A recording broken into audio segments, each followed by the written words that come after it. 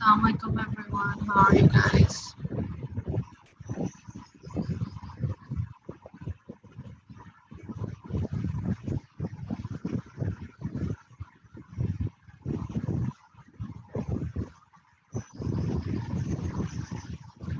Guys, we're done. We're done with the second substage ka syllabus, and I'm going to start with the third substage ka syllabus now. So first, I want to share with you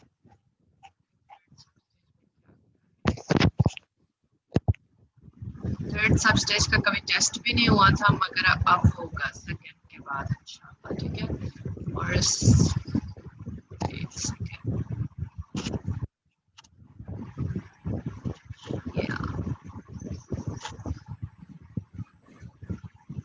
okay. So do you see this muscles of mastication करेंगे हम, hyoid muscles और hyoid bone करेंगे, mandible करेंगे।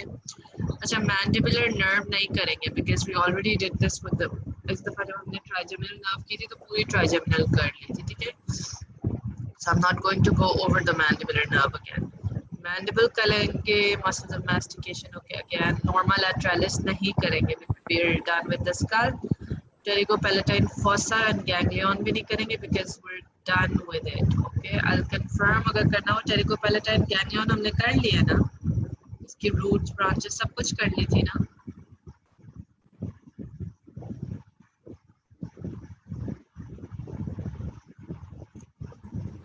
सही है।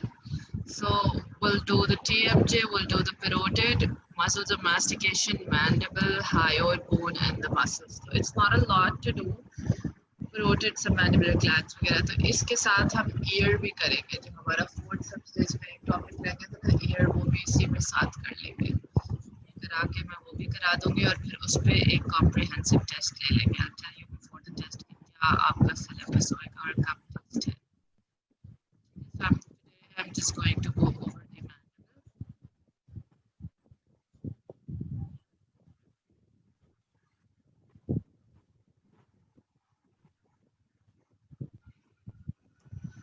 When we study the mandible, obviously, again, it's a bone, and I told you when we study bones, mostly कहाँ पूछी जाती हैं, वाइवास में पूछी जाती हैं, मगर जो each stages of the mandible है, it is a frequently asked SCQ as well as an MCQ, and the muscle attachments on the mandible are frequently asked to draw in the SCQs, ठीक है, और MCQs में भी आ सकते हैं।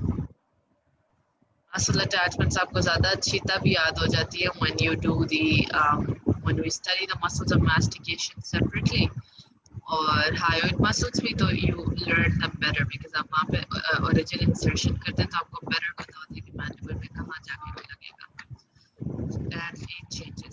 So what is the mandible? The mandible from the Latin mandibula, jawbone, or the inferior maxillary, but inferior maxillary, you should never call it the inferior maxillary bone. It's the largest, strongest, and lowest bone in the face. It forms the lower jaw and holds the teeth in place. Comprises of a body, a ramus, an angle, condylar process, and coronoid process. So we're going to look at each of these. Get yourselves unmuted and keep talking. Okay, so I know you guys are here with me. So the mandible is your lower jaw, which is movable also. The other very important point about the mandible is that it is the movable lower jaw. जो बाकी का skull है, वो नहीं हिल सकता जगह से. It's fixed. So the mandible is the lower movable jaw. Look at parts and anatomy है, इसको we divided as. Hear me properly? Can everybody else hear me properly या नहीं? Yes, we cut can. रही है आवाज। Cut रही है आवाज? क्लियर नहीं है इतनी। Second रुको. Is it better now? Is it better now?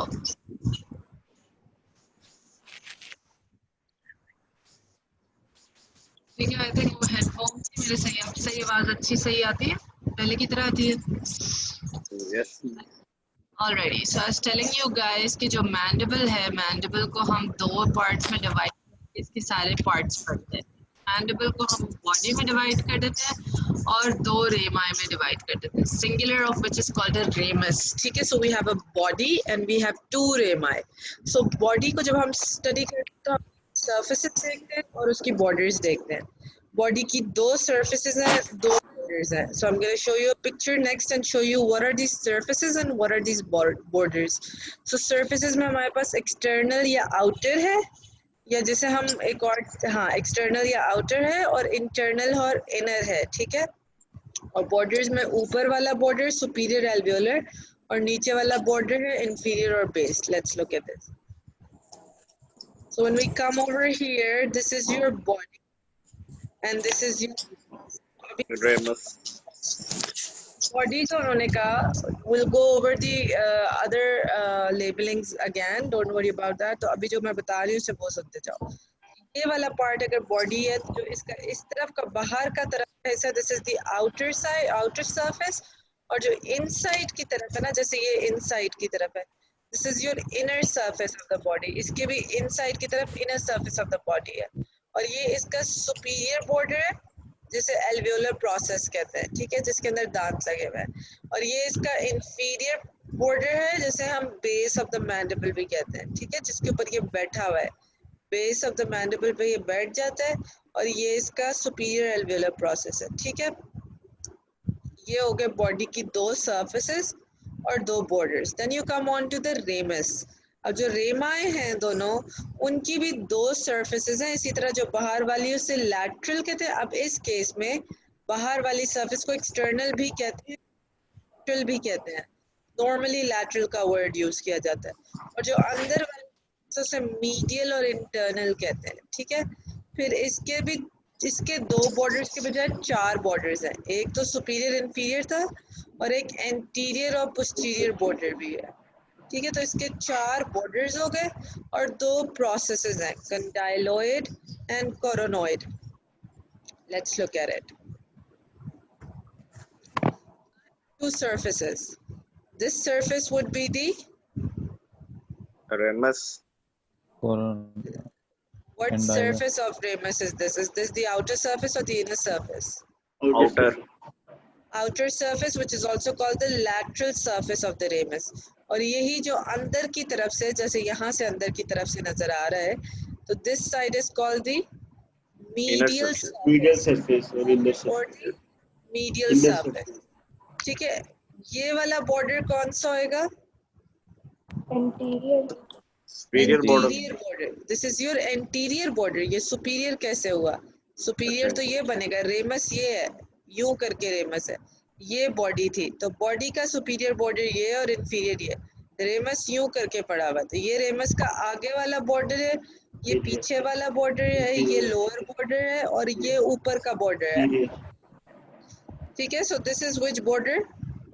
Anterior border, and this is the posterior, and this is the inferior border, and this is the superior border. Now I told you guys it has two surfaces, the lateral and the medial, and then it has four borders, and then it has two processes. अब ये जो processes है ना, ये ऊपर से निकल रहे हैं इसके processes, superior border से। ये एक प्रोसेस है जिसे हम कहते हैं कंडाइल प्रोसेस या condyle. This is your condyle, और कंडाइल नीचे लगा हुआ होता है रेमस के साथ through the neck of the condyle. तो ये पतली जगह ये नेक है और ये ऊपर से इसके गोल सा ये कंडाइल है। And this one is your coronoid.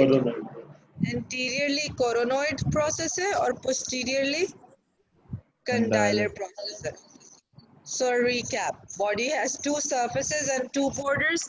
Rami has two surfaces the same as the body but four borders. So add हो गए anterior posterior. And it has two processes which are the condylar and the coronoid. Now let's look at the other things जहाँ पे parts of the mandible में लगी हुई हैं. So we have all this is the inner side, और ये जो हमें बाहर से नजर आ रही है, all this is the outer side of the mandible. So we have the ramus on this side and we have the body. Body के ऊपर वो rest करता है, जिस part पे rest करता है उसे हम कहते हैं base या lower border of the mandible. यहाँ पे जो आगे ये this corresponds to your chin part, ठीक है। मैंडिबल जब डेवलप होता है when you study it in oral bio वगैरह में, तो ये दो साइड से डेवलप होता है। ये सिंगल बोन है, मैंडिबल सिंगल बोन है। मैक्सिला सिंगल बोन है कि पेयर्ड बोन है? Paired. Single bond. Pair Single. कौन कहता है सिंगल बोन है? Paired Paired. Paired है मैम. पेयर्ड है। मैंडिबल वो मैक्सिला पेयर्ड बोन है, ठीक है। Maxilla is a paired bone on your face. I am very surprised के अभी भी ये किसी को लग रहा है कि वो सिंगल है। So when you come onto the mandible from the two sides, वो develop दो साइडों का होता है, left and right mandible, मगर वो बीच में join हो जाता है और उस जगह को यहाँ पे symphysis भी कहते हैं, symphysis menti. That means the joining point of the mandible, and it joins and it becomes a single bone, ठीक है? Mandible single bone होती है। इट्स अ सिंगल बोन जो इसका मोस्ट प्रोट्रूडेड पार्ट होता है आगे बॉडी का इंटीरियरली, जहाँ पे दोनों body left and right body मिल रही होती है आके। It is called the mental protuberance and it corresponds with your chin part, ठीक है? It corresponds with the chin part on the face. This is your alveolar process. Alveolar process superior border पे, और सारे दांतों को superior border पे सारे mandibular teeth को hold करता है, ठीक है। Then you have a foramen on either side, एक इस साइड पे और एक उसी तरह उस साइड पे है। This is your mental foramen. यहाँ से हमने पढ़ी थी मेंटल नर्व निकलती थी, इंसाइसिव नर्व, मेंटल नर्व्स निकल के चिन को सप्लाई करती थी। किसकी ब्रांच होती थी मेंटल नर्व?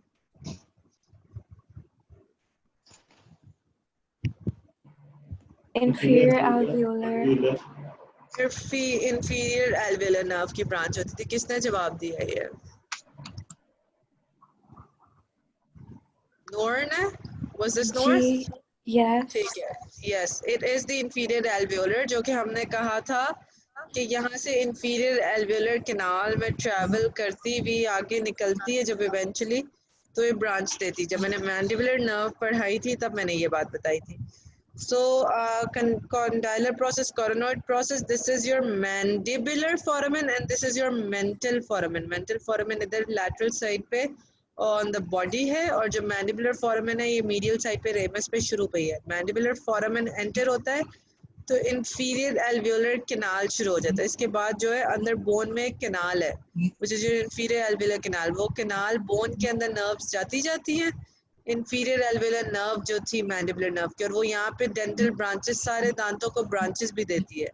फिर उसकी दो टर्मिनल ब्रांचेस होती थी, incisive and mental.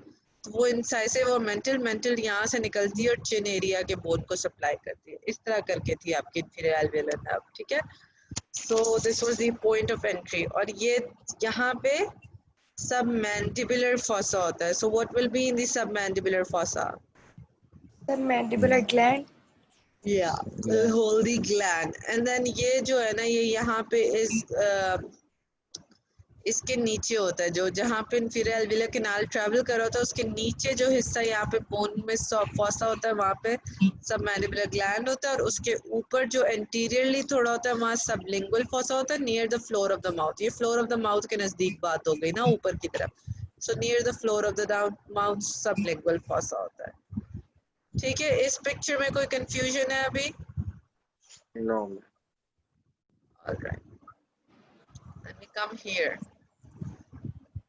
Again, what surface of the ramus is this? This is the lateral surface, and this is the outer surface of the body, ठीक है। It's the same thing they're showing you again, जो मैंने बता दी है, सिर्फ borders सारे दिखा दिए इन्होंने, ठीक है।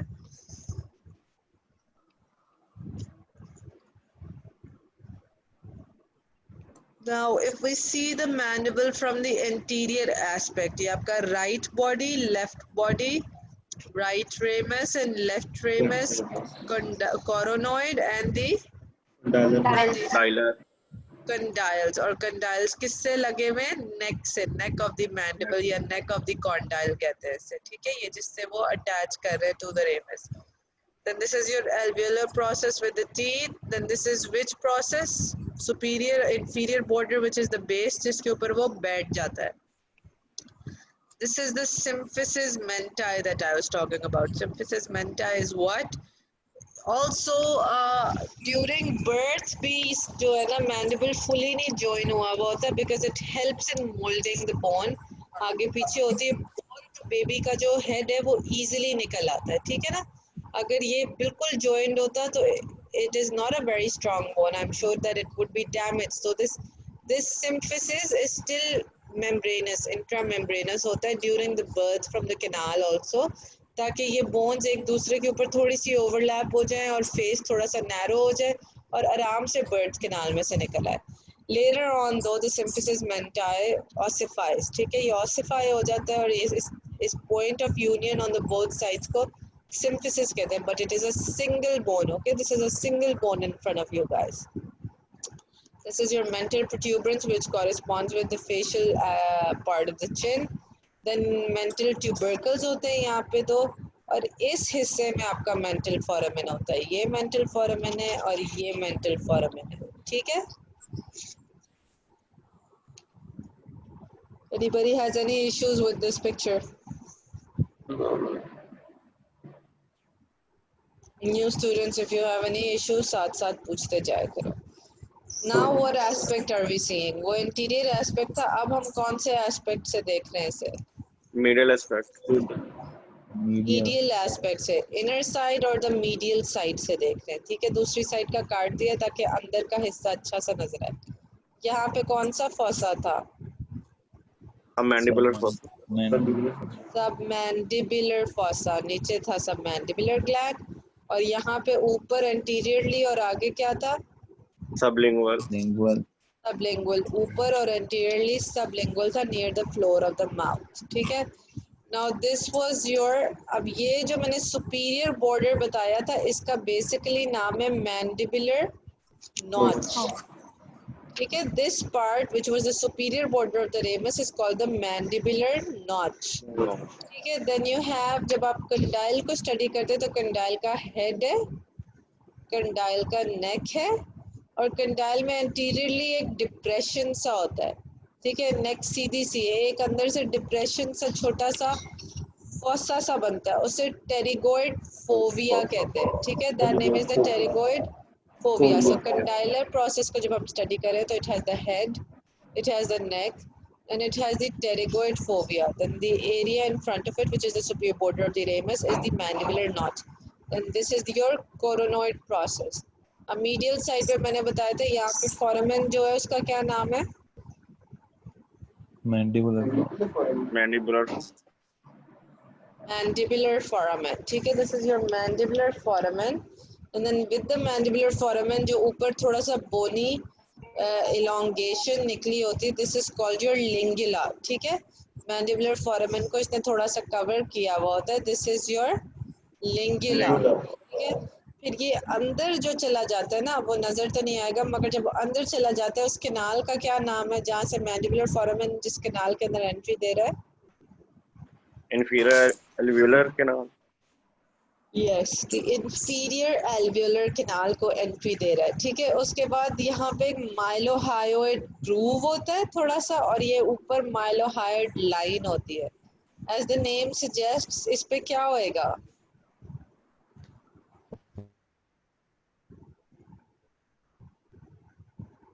माइलोहायोइड ग्रूव एंड द माइलोहायोइड लाइन. इस पे क्या अटैचमेंट होएगी? मेरे पार्टिसिपेंट्स को प्लीज जरा अनम्यूट कर दें, सबको अनम्यूट कर दें एक दफा.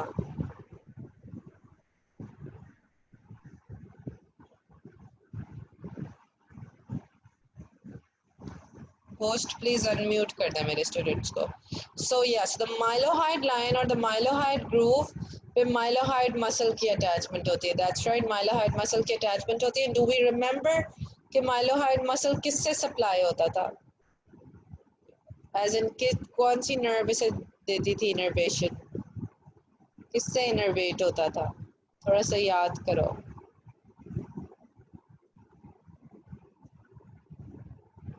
स्टूडेंट्स को अनम्यूट कर दें प्लीज. माइलोहाइड नर्व से होता था हिरा. That's right. And mylohyoid nerve किधर से आती थी? किसकी ब्रांच थी?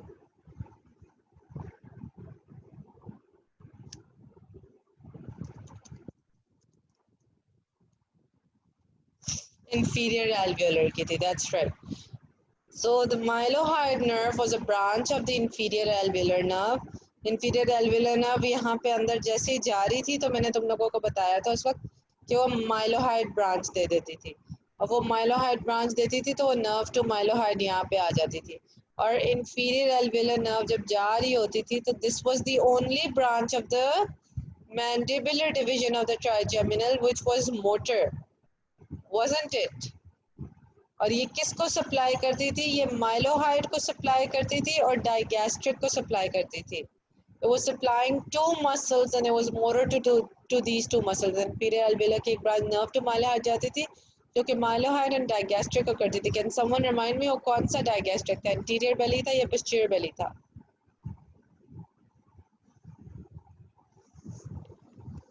Are you sure, Noman? Okay, because I'm not sure. So it must be the anterior belly. Again, why? Because anterior belly यहीं से originate कर रहा होता है.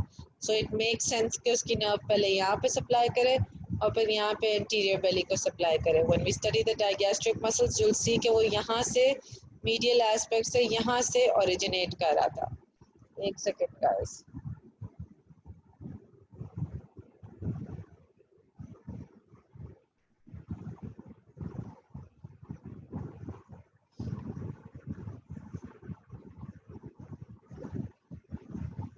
Yeah, I don't know why they've muted you. I hate teaching a muted class. I cannot teach a muted class. मुझे ऐसा लगता है मैं दीवारों से बात कर रही हूँ. So yeah, I was over here and I told you the mandibular foramen and the lingula and then the inferior alveolar canal goes inside. Hello? Yeah. Okay, you guys are unmuted now. So you guys can talk now, okay? So the mylohyoid groove and then I told you the mylohyoid muscle. अच्छा, mylohyoid muscle कौन सा muscle था? It forms the base of the oral cavity. It forms the floor of the oral cavity. Yes, that's right. And then again, it is a suprahyoid or an infrahyoid muscle. Suprahyoid. Suprahyoid muscle because it is above the hyoid bone. Okay? So it lies over here or anterior belly of digastric. Another suprahyoid muscle originates from here. Okay? तो यहाँ से inferior alveolar nerve जब जा रही होती है तो वो यहाँ पे mylohyoid muscle को भी supply करती है और साथ ही अपने superior belly को भी supply कर देती है. And this way, this is the only branch of the which part of the trigeminal which is motor? mylohyoid कौन सी ब्रांच, कौन सी डिवीजन की ओनली मोटर ब्रांच है ये नर्व टू माइलोहाइड? कौन सी division of trigeminal? Mandibular. Mandibular mandibular division. Division की. Yes. And then the maxillary division, not the maxillary division,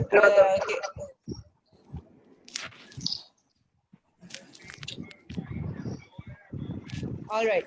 So mandibular division की again when we were talking about this and I told you there was the only motor part, nobody has corrected me till now. I was waiting for it. Mandibular division की कौन सी, mandibular division की आगे क्या divisions होती थी? Posterior division. Yes, you had a trunk, you had an anterior division and you had a posterior division. And posterior division की खास बात ये थी कि it was Sensory. majorly sensory except the nerve to the mylohyoid. Except the nerve to anterior division कैसी थी? Motor. Majorly motor. And motor to what? Motor to what? Muscles of mastication. That's right. It was majorly motor to the muscles of mastication. और उसमें जो सिर्फ एक sensory branch थी वो कौन सी थी? Buccinator. Buccinator नहीं, buccal nerve. Buccal nerve. Buccinator का तो मतलब हो गया, buccinator तो muscle है ना, तो buccal nerve. ठीक है? और जो trunk थी उसमें से कौन सी दो nerves निकलती थी? nerve to medial pterygoid nervous spinosa. Yes, the nerve to the medial pterygoid and the nervus spinosus. The nervus spinosus was also called the Meningeal branch. the meningeal branch. And the nerve to medial pterygoid कौन-कौन से muscles को जाती थी? Tensor pallidi, Tensor tympani Tensor and villi medial pterygoid. palatini and tensor tympani and obviously medial Medial pterygoid. pterygoid. pterygoid, ठीक है, medial pterygoid किस तरह का muscle था? muscle of mastication, muscle of mastication था. जरा अपने मुंह को ऊपर पानी का स्प्रे करो अगर ये बात नहीं याद आ रही, और अपने ब्रेन्स को एक्सरसाइज करो बिकॉज ये सब कवर हो चुका है. ठीक है, so these things should be on your fingertips when I ask you. All right, so when we were back over here, so I was talking about ये mylohyoid groove होता है, थोड़ा सा groove बना होता है, फिर एक line होती है, line के ऊपर mylohyoid muscle होता है. अब ये जो हिस्सा होता है ना between the posterior border and the base, इस हिस्से को हम कहते हैं angle of the mandible. Angle of the mandible और medial side पे above the angle of the mandible there's a roughening for the attachment of the medial pterygoid. Guys, don't talk among yourselves or don't talk in the background. If you're talking, then just yourselves. Take care. I don't want them to mute all of you. Okay, I want you all to stay here with me because I cannot teach walls. So ये so आपने disturb create करनी है and I don't want you guys muted. अगर किसी को अपने आप को खुद mute करना है तो please mute करो. So this roughening over here is for the medial pterygoid muscle. यहाँ पे कौन सा muscle attach हुआ था? mylohyoid, और यहाँ पे एंगल के ऊपर रफनिंग हो गई, यहाँ पे अटैच हो गया आपका मीडियल टेरिगोइड. किसी को याद है कि ये फोविया पे कौन सा अटैच होता था? Temporalis.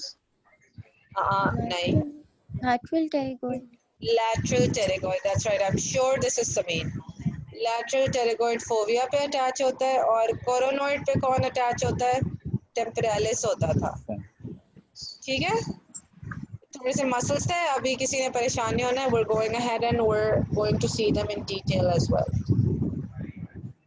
Now when you study the bones, where do I want you guys to study it from? When I want you guys to study bones और तुम लोगों के पास हाथ में bone नहीं है इस वक्त, तो where do I want you to study it from? atlas, Yes, the Netter's Atlas. So this picture is taken from the Netter's Atlas and you can see how comprehensive it is. It's going to show you each and every part of the bone. ठीक है? So Netter's Atlas is your holy book for studying the bones. आपने Netter's की Atlas रखनी होती है, साथ अपना skull रखना होता है, साथ अपना vertebra रखना होता है, साथ अपना mandible रखना होता है. तीन ही तो bones हैं सिर्फ, और फिर उन्हें skull उसको Netter's के साथ correspond कर करके पढ़ना है. So now we're over here. We have the head, we have the neck, and we have the, this was the depression, this was the chota sa fovea, the depression that I was talking about. This is the pterygoid fovea and it is placed anteriorly. Anterior side पे, posterior side पे पीछे की तरफ नहीं मिलेगा, यहाँ पे मिलेगा. ये तीनों चीजें मिलके आपका condylar process बनाती है. The head, the neck, और neck में anteriorly एक depression which is called the pterygoid fovea. Then you come anteriorly, ramus का दूसरा process is called your coronoid, coronoid process, and the superior border is called the mandibular notch, mandibular notch. ठीक है, and which border is this of the ramus? Anterior border. Anterior. Anterior border. And what is this? This curved part Angle. here? Angle. Angle. ठीक है. So now this is your जो ये bony protrusion सी निकली हुई है बिल्कुल mandibular foramen के ऊपर. This is your Lingula. lingula. ठीक है, this is your lingula. And then you come over here, ये groove बना हुआ होता है, foramen के नीचे groove होता है. इससे confuse नहीं होना और इसे canal नहीं कहना, because canal हमें नहीं नजर आ रहा. canal यहाँ से अंदर चला जाएगा और bone के अंदर यहाँ पे travel करेगा, और जो बाहर का counterpart पे groove है, that is called the Mylohyoid groove. groove. और उसके आगे ही groove के आगे एक line है which is called the Mylohyoid. mylohyoid line. mylohyoid line के नीचे जो fossa है उसका नाम है Mandibular fossa. submandibular. जो mylohyoid line के ऊपर और आगे fossa है, that's called the Sublingual fossa. sublingual fossa. So you will see that the mylohyoid line differentiates between these two. This mylohyoid groove, what do you understand? What is it for? यहाँ से inferior alveolar nerve जा रही थी, उसने एक branch दी, कौन सी branch दी बाहर की तरफ, कौन सी ब्रांच दी guys? Mylohyoid. Mylohyoid. To the mylohyoid, उसने ब्रांच दी थी nerve to the mylohyoid which is going to travel in this groove, और फिर mylohyoid muscle यहाँ पे पड़ा हुआ होगा लाइन के ऊपर और उससे आके सप्लाई करेगा और आगे ओरिजिन होएगी किस मसल की, आगे ओरिजिन होनी है Anterior belly. Digastric. gastric anterior belly की, तो आगे आके उसे सप्लाई करेगा. So this groove is for the traveling of the nerve and the line is for the attachment of the muscle, and the line differentiates between the two fossae which is जिसके ऊपर sublingual और नीचे submandibular है. So ये वाली part हमें सारी समझ आ गई. Is it right? हमें सबको समझ आ गई है? Yes, ma'am. All right, so over here now this upper border is called your Alveolar. alveolar process holding all your teeth. Okay, अब हर teeth के बीच में जो bone जाती है ना, this is called your interalveolar septa. देख रहे हो दांतों के बीच में जो जा रहा है, this is your interalveolar septa. उसके नीचे आ जाओ, alveolar process है ये सारा. उसके नीचे again which foramen was this? Mental. Mental foramen. And then you come over here, the most protuberant part was called the Mental protuberance. mental protuberance, और उसकी either side पे दो tubercles थे जिन्हें हम कहते हैं Mental tubercle. mental tubercles. The rest of this जिसके ऊपर बैठता है mandible उसको हम कहते हैं Body. base of the Body. mandible. No, the base. Body के base पे बैठता है, body के lower border या base पे बैठता है. ठीक है, body तो ये सारी है मगर body के lower border और base के ऊपर mandible बैठ जाता है if you put it on a surface.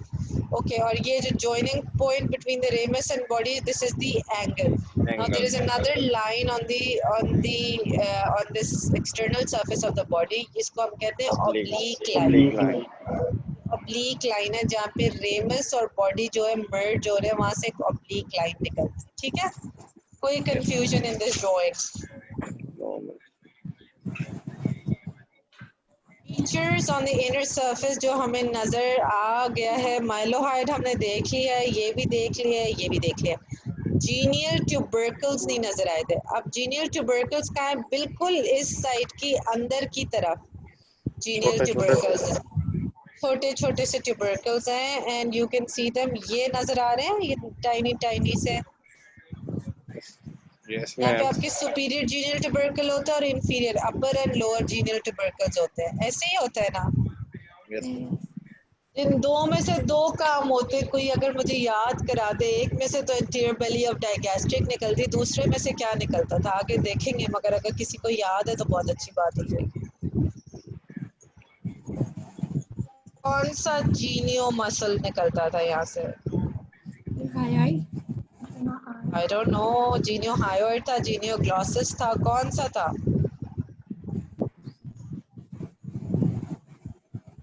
Okay, nobody remembers. I don't remember too. Let's look at it. ये Genioglossal. अभी आगे दिखाती हूँ. अगर sure नहीं हो तो आगे दिखाती हूँ, ठीक है? Because I'm not sure too. So we'll look at it in the picture.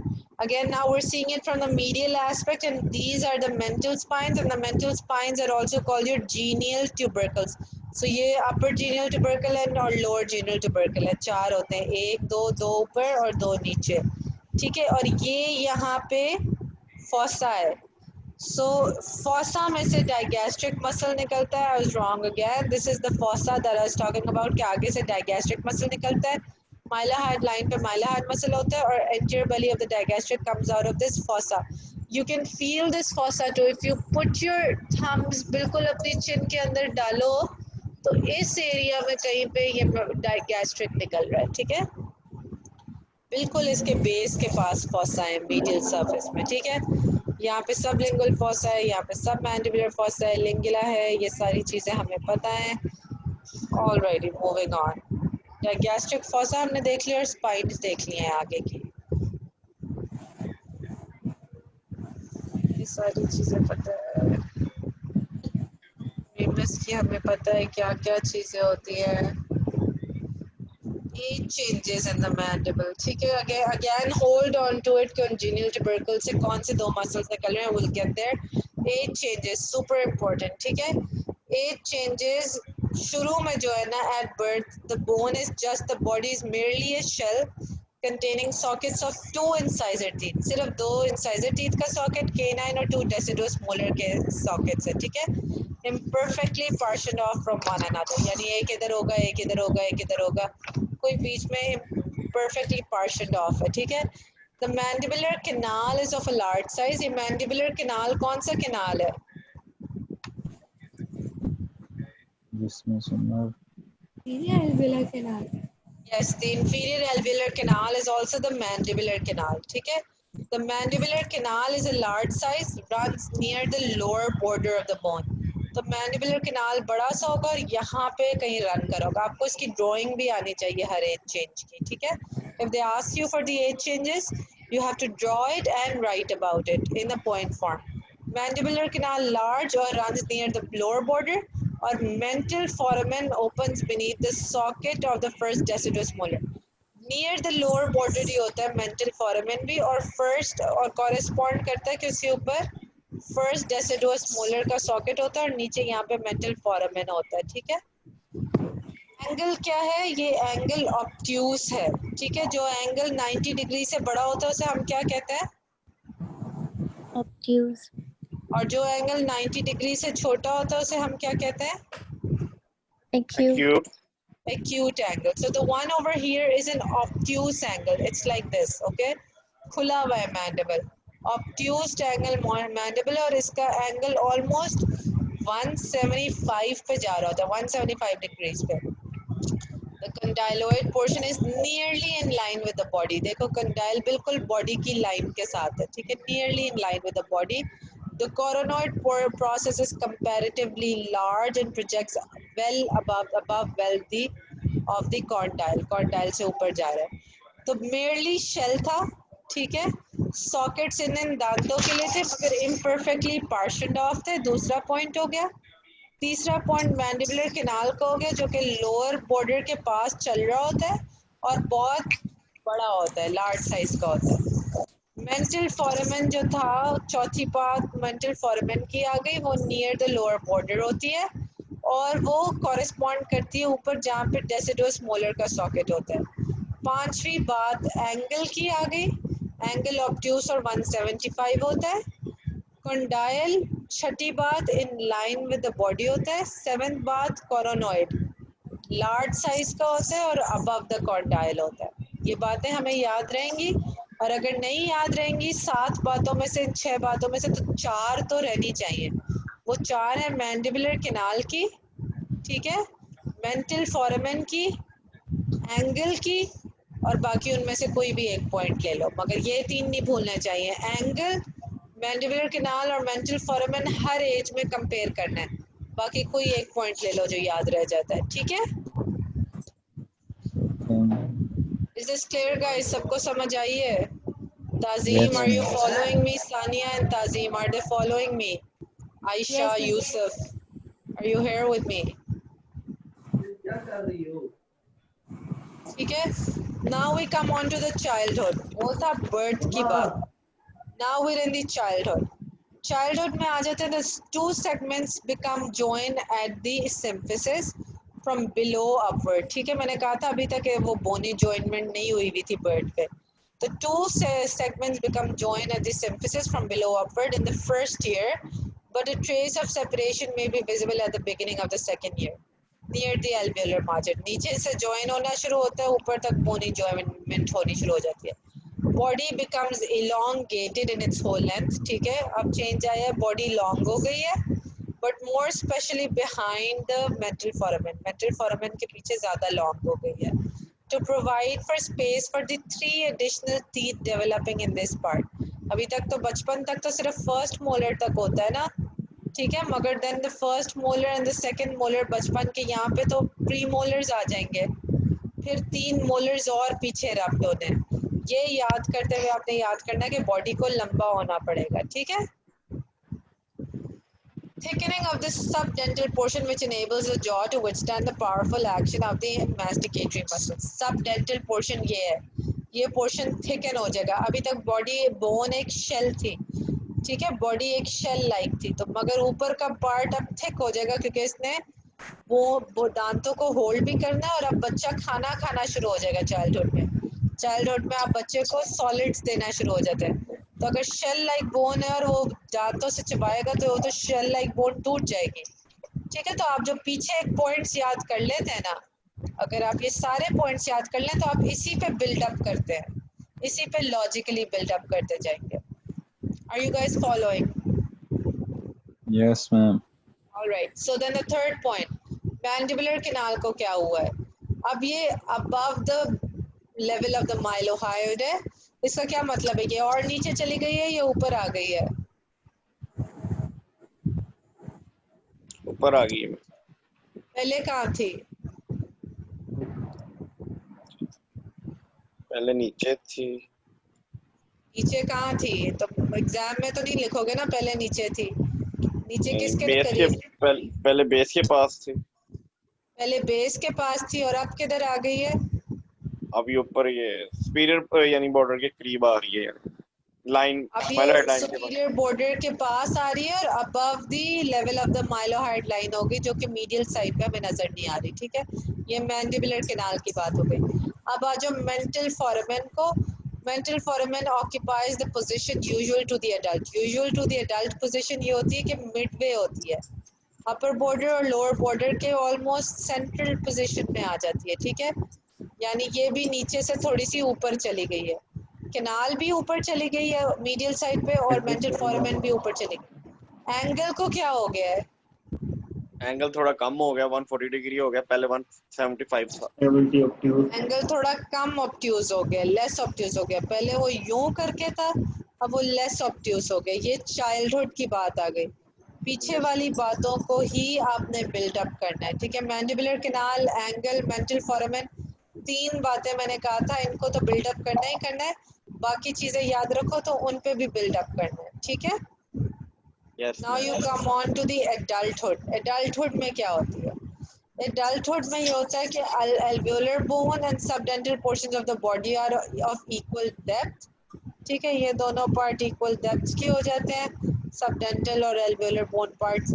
The mental foramen opens midway between the upper and lower border. यही बात बताई थी ना, एडल्ट में वो मिडवे हो जाता है, थोड़ा सा और ऊपर चला जाएगा. अगर बिल्कुल बर्थ पे यहाँ था, ठीक है, फिर चाइल्डहुड में थोड़ा ऊपर आ गया, मगर एडल्टहुड में बिल्कुल परफेक्ट पोजीशन पे आ गया between the upper and lower. ये मेंटल फोरामेन की बात होगी. Mandibular canal runs nearly parallel with the mylohyoid line. पहले उसने कहा इन्फेंसी में कहाँ था, जब बर्थ में कहाँ पे था mylohyoid line? Near the lower border. Mandibular canal बिल्कुल नियर द लोअर बॉर्डर था. फिर चाइल्डहुड में कहाँ था? थोड़ा सा ऊपर है. माइलोहाइड लाइन के पास. हाँ जी, ये थोड़ा सा ऊपर थोड़ा सा नीचे. ये मैं शिप में नेविगेशन नहीं कर रही, मैं एनाटॉमी पढ़ा रही हूँ. ठीक है, so it will go above the mylohyoid line हो गया था चाइल्डहुड में, एंड देन एडल्टहुड में अगेन पैरेलल आ गया. यानी सबसे पहले इट वाज थोड़ा सा नीचे था नियर द बेस, फिर अबव द माइलोहाइड लाइन गया और थर्ड पॉइंट पे again parallel to the mylohyoid line आ गया. और तीसरी बात जो हमेशा हर चीज में हमने पढ़नी है, दैट इज दी. अब इस एंगल को क्या हुआ है? वो कम हो गया, 110 to 120. ऑलमोस्ट वर्टिकल हो रहा है. राइट एंगल के करीब जाने की कोशिश कर रहा है, ऑलमोस्ट वर्टिकल हो रहा है और एंगल 110 to 120 हो गया. 110 to 120 था और चाइल्डहुड में कितना था? 140. 140. इन्फेंसी में कितना था? 175.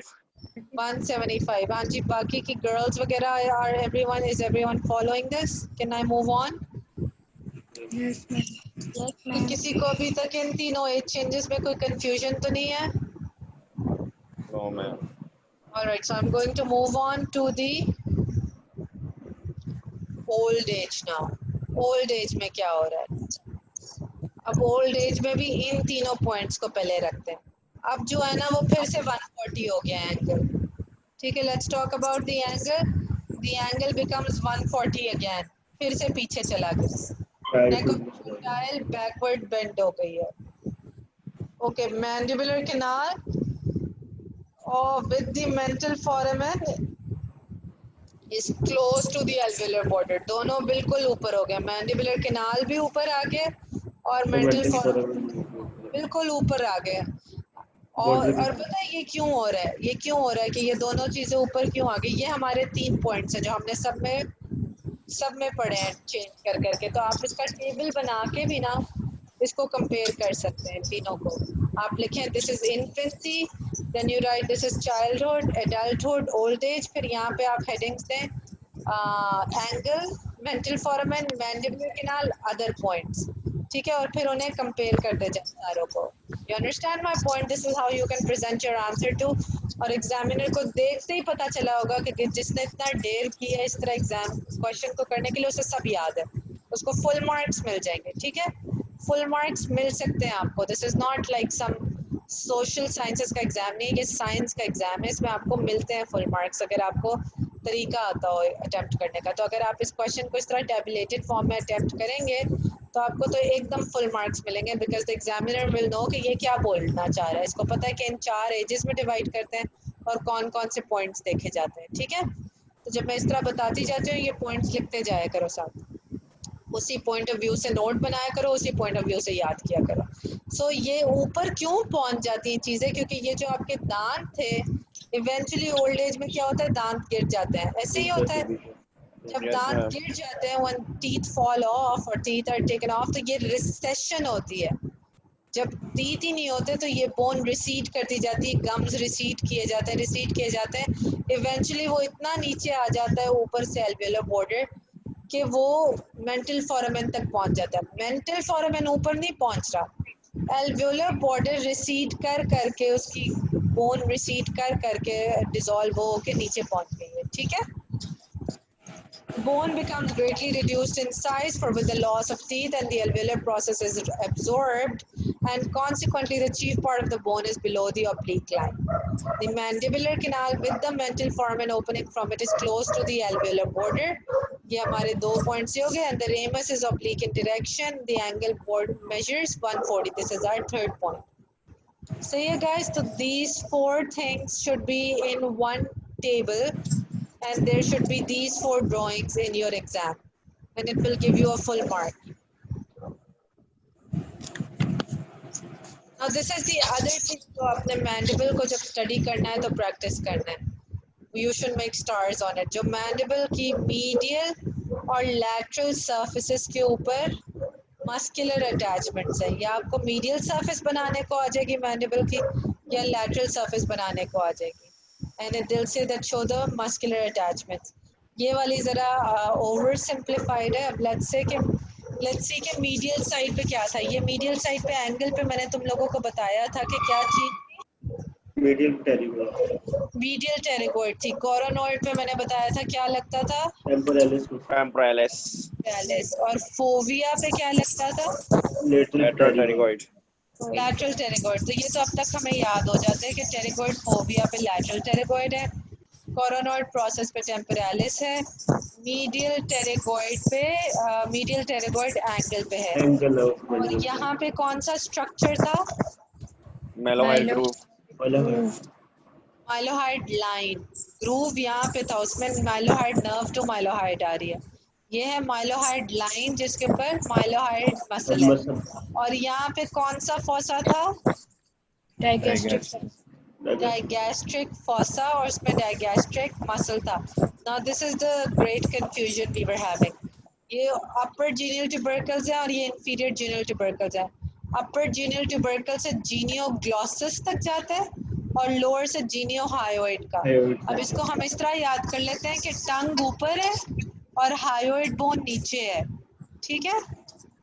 So that'll be an easy way to remember it. ये जीनियोग्लॉसस जो है वो ऊपर होएगा क्योंकि जीनियोग्लॉसस ऊपर वाली अटैचमेंट पे होगा, टंग की अटैचमेंट, और हायोइड बोन नीचे, तो जीनियोहायोइड नीचे होगा, सही है। सो दीज आर मसल्स जो कि जीनियल ट्यूबरकल से लेकर टंग तक और हायोइड बोन तक जाते हैं। जीनियोग्लॉसस अंदर, geniohyoid, upper genial tubercle, lower genial tubercle, digastric उसके नीचे फ्रॉम द डाइगैस्ट्रिक फॉसा। इधर कोई कंफ्यूजन है? Now let's come on to the lateral surface. On the lateral surface, when we come here, we have again the coronoid process पे क्या है? Temporalis. Temporalis. यहाँ पे lateral surface के ramus पे क्या है? Masseter. याद रखना है lateral surface पे, ये बात याद रखनी बहुत ज़रूरी है कि lateral surface पे, medial surface पे तो medial pterygoid है और कोई मसल नहीं है यहाँ पे बीच में ramus पे, because यहाँ पे तो nerve अंदर घुसती हैं, ठीक है? फिर यहाँ पे ऑब्लिक लाइन से आगे मसल की अटैचमेंट है बक्सिनेटर, ठीक है? और यहाँ पे आगे मेंटल स्पाइन, मेंटल ट्यूबरकल्स पे मेंटालिस है, ठीक है? मेंटालिस किधर पढ़ा था हमने? No, it was not a muscle of mastication. Facial expression का था, sad expression बनाता था, याद है? वो जो बेबी का chin face था. This is how you will draw it. This is the sort of drawing that I'm expecting that you will be giving. आपकी you should look at इधर से नहीं drawings को देखना, BD से देखना. BD में अच्छा draw हुआ है. इसमें कौन सा वाला medial है और कौन सा lateral है? ये कौन सा है? Lateral. How do you know that this is the lateral one? Masseter muscle. Masseter muscle की वजह से. Masseter muscle. This was Tazim. Masseter muscle. Yes, Tazim, you're right. This is the masseter. से आपको पता चल रहा है कि lateral है. और यहाँ medial किस तरह पता चल रहा है? यहाँ पे mylohyoid अंदर है, यहाँ पे गिला है, ठीक है? और ये lateral है, यहाँ पे mental foramen है, ठीक है? You'll draw the mental foramen. यहाँ पे आप mandibular foramen और lingula और mandibular groove draw करेंगे. Okay. So when you're over here, you've seen already. This one was यहाँ पे fovea में कौन सा निकलता था? On the medial side निकलता था. यहाँ पे कुछ नहीं है. यहाँ पे temporalis है, lateral पे masseter है. ये कौन सी line होती थी? Oblique line. Oblique line पे buccinator को draw करना है. उसी के नीचे जो draw करना है वो depressor anguli है, ठीक है? और lower border पे draw करना है platysma, ठीक है?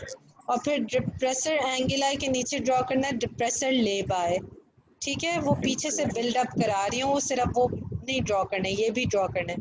आगे मेंटालिस है, ठीक है? Mental foramen. Then you come on to the medial side. ये सारा कोरोनॉइड पे क्या था? Temporalis. टेम्पोरालिस. टेम्पोरालिस का लैटरल पे बहुत थोड़ा सा पोर्शन था. और मीडियली फोविया पे क्या था? Lateral pterygoid. Lateral pterygoid. Angle पे क्या था? Medial pterygoid. Medial pterygoid. Medial pterygoid. आगे यहाँ पे क्या था? Digastric. डायगैस्ट्रिक. यहाँ पे अब देखो वो जीनियल ट्यूबरकल्स नहीं है, खुद ही जीनियल ट्यूबरकल्स ड्रॉ करके लिख देना है कि यहाँ से ओरिजिन होता है जीनियोग्लोसिस और जीनोहायोइड. यहाँ पे माइलोहाइड लाइन के ऊपर कौन सा मसल है?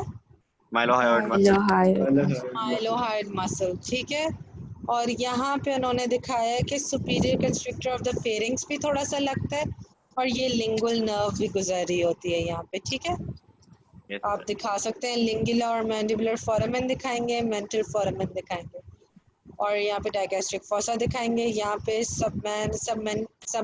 सबलिंगुअल फॉसा भी दिखा सकते हैं, सबमैंडिबुलर फॉसा भी दिखा सकते हैं, to show that you know all the structures, ठीक है? Now this applied anatomy, you guys are gonna read yourself, and these ligaments, I want you guys to write a note on of each of the ligament as an assignment, ठीक है?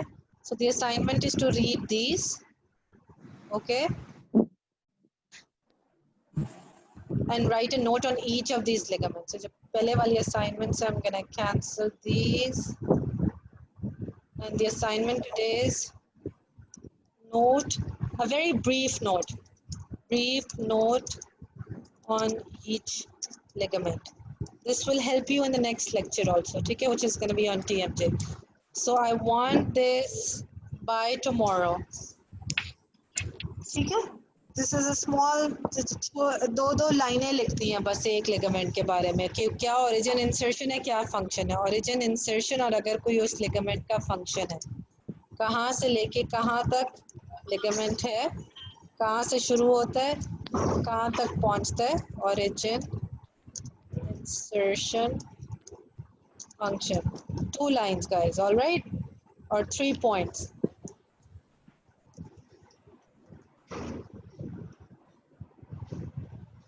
Just do this in 10 minutes. और ये थोड़ी सी मैंने revise कराने के लिए रखी हुई थी कि नर्व कौन कौन सी है. You guys already know that.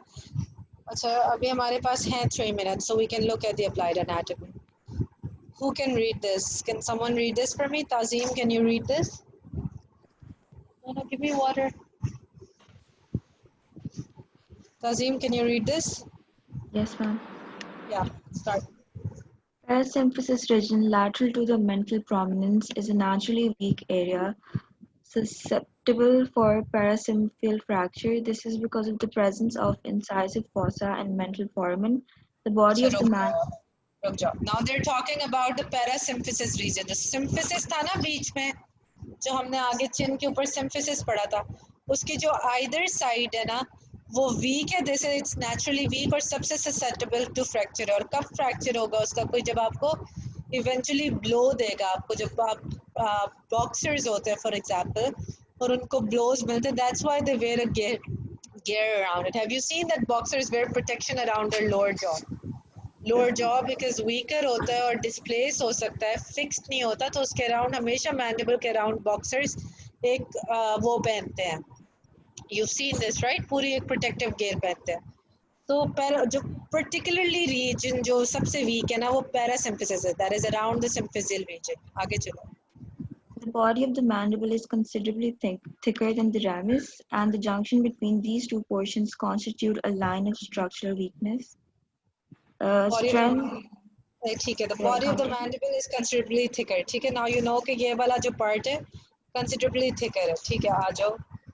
Strength of the lower jaw varies with the presence or absence of teeth, the presence of impacted lower third molars, or excessive long roots of canines make the area more vulnerable for fractures.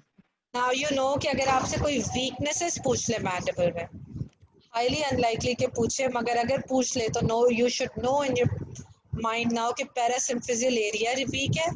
उसके आगे जो जहाँ पे body और ramus meet कर रहे हैं वो वाला एरिया थोड़ा वीक है. ठीक है. उसके बाद जहाँ पे दांतों की बहुत ज़्यादा रूट्स हैं या जहाँ पे इम्पैक्टेड टीथ है. इम्पैक्टेड सबसे ज़्यादा टीथ कौन से होते हैं? थर्ड मोलर्स होते हैं, विजडम टीथ, जो सबसे ज़्यादा तकलीफ देते हैं.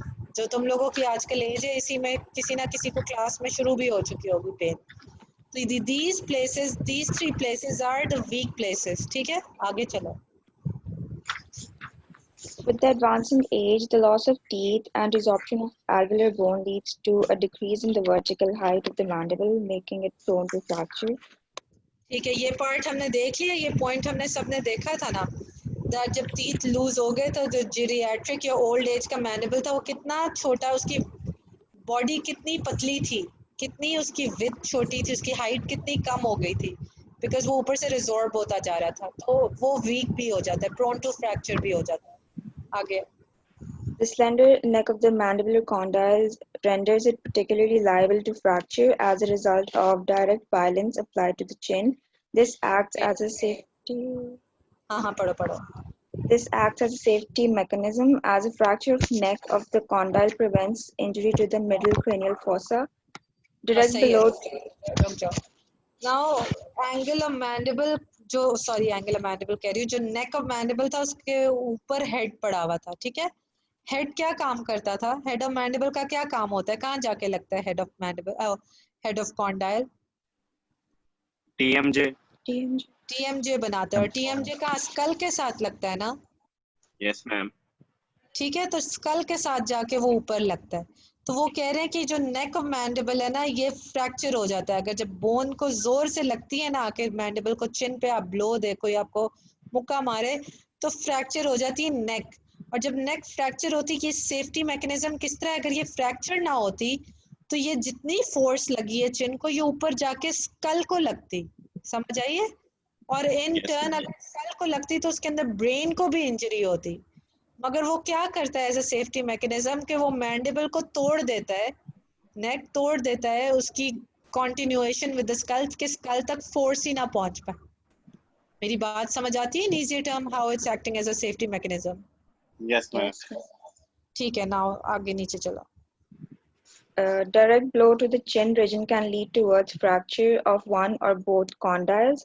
Sideways blow can bring about fracture of the opposite condylar neck along the parasymphysis fracture at the same side of the blow. अच्छा, अब उन्होंने कहा अगर डायरेक्ट ब्लो मिले ना, बिल्कुल बीच में मारो ना किसी के चिन को, चिन एरिया को मारो, तो दोनों साइड्स जो है ना वो फ्रैक्चर हो सकती हैं, दोनों कॉन्डाइल्स, ताकि जो है ना फोर्स ना ऊपर ट्रांसमिट हो। अगर आप साइडवेज मारो ना, एक साइड से मुक्का मारो मुंह पे, तो उस साइड का जो पैरासिम्फिजियल एरिया है वो टूटेगा और दूसरी साइड का नेक टूटेगा। वाई? बिकॉज फोर्स उस तरफ जा रही होगी ना। अगर मैं लेफ्ट साइड को मारती हूँ किसी के मुक्का, तो फोर्स तो राइट साइड को जा रही है ना, ऐसे ही है ना? Yes ma'am. हो जा रही है, तो राइट साइड से तोड़ेगा नेक ऑफ मैंडिबल को, ताकि वो राइट साइड से उस तरफ ऊपर ना जा सके फोर्स। ऑपोजिट साइड का आपका कंडाइलर नेक टूटता है और पैरासिम्फिसिस ऑन द सेम साइड टूट जाता है। ठीक है, कोई कंफ्यूजन यहाँ पे? टाइम अप हो गया गाइस, मेरा time is up. I think I have to let you guys like read this on your own later, okay, and we can continue in the next class. अगर किसी के कोई queries हो तो you can send it on the group, and you know your assignment now. And the assignment I need it before the classes start tomorrow, so preferably by tonight, okay? So you guys take care, and I'm gonna see you in the next class, inshallah. Allah Hafiz.